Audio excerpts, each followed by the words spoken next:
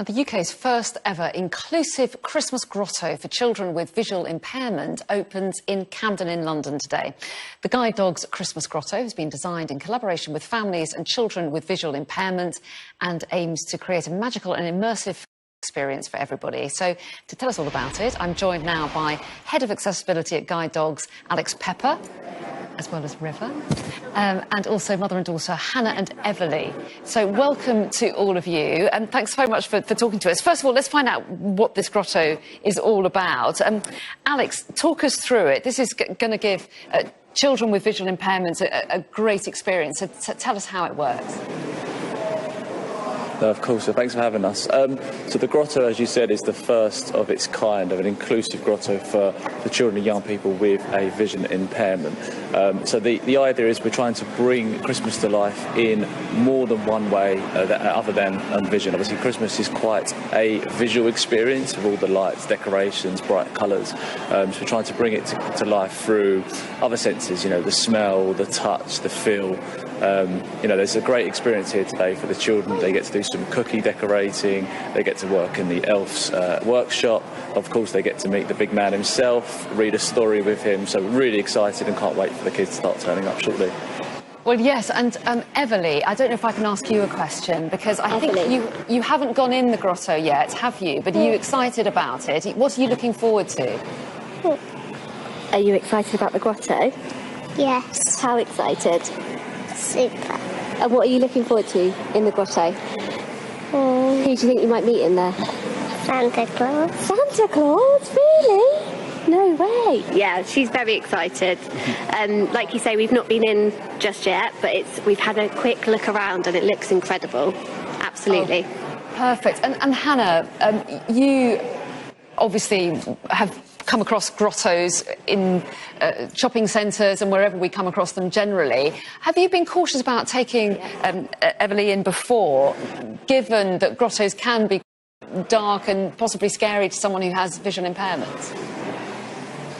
Yeah, definitely. Everly's got quite a few complex health needs, and so actually it's always been quite stressful for us. So we usually avoid anywhere where you have to queue for a long time, anywhere where you're in the dark for a long time, anywhere where things aren't explained fully either, or she's given a lot of space and time to kind of get to grips with her surroundings. So for us, this is just an incredible opportunity for a really inclusive experience that's going to feel like she's taking part like every other kid. We actually couldn't tell her until this morning because I knew she wouldn't sleep for days, so we came up under a surprise last night, and yeah, when I let her know this morning that she'd actually experienced a grotto, and not just a grotto, like an incredible experience for all her senses, she was so excited.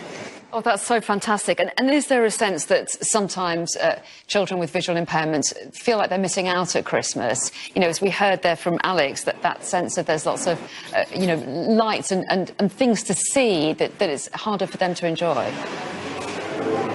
Yeah, I mean, in our experience, it's not just at Christmas. They feel like they're missing out most days, I would say, or they feel different all of the time. So for me, anything where Everly can be part of something, you know, talk about with her friends back at school on Monday, say that she's experienced this and be really proud of it, that's something that we really encourage. So the more things that are out there like this, just the better it will be for all kids to make things more inclusive.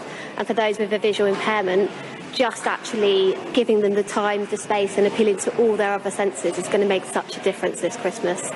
Well, exactly. So, Alex, tell us a little bit more about the touches and the smells and the sounds that are going to be inside that grotto.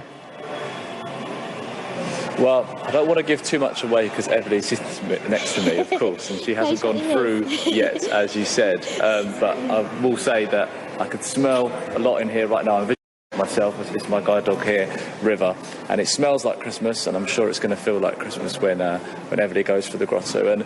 And this is obviously one piece of work we are doing. It's the first of its kind, and it's actually the first for guide dogs, and we do hope to do more in the future. But really our bigger hope and our ambition is that people will take this on and think of actually when they're putting together, let's call them mainstream activities or mainstream Christmas grottos, they'll think about how to make them more inclusive. So as part of this project, we've worked with an organisation called the Ministry of Fun, A great title, I know. And the Ministry of Fun, they provide Santas and elves to grottos up and down the country. So we've done some training with them so they know how to guide people with vision impairment. They know how to explain things more, make the experience or bring it to life, let's say, so that now we know that as well as this grotto here today, there's going to be up to 200 grottos up and down the country that are more inclusive, and we just hope that will expand. That sounds like a fantastic idea, and we now all want a job at the Ministry of Fun as well. That sounds great. We're going to let you go. I think River's probably being tortured by those delicious smells coming out of the grotto, and we've got to let Everly get in there. Everly, have a fantastic time in the grotto. Lovely to chat to you and Hannah and Alex Pepper from Guide Dogs. Appreciate it. Thanks very much indeed. And too early to say, but I'm going to say it anyway. Happy Christmas to all of you.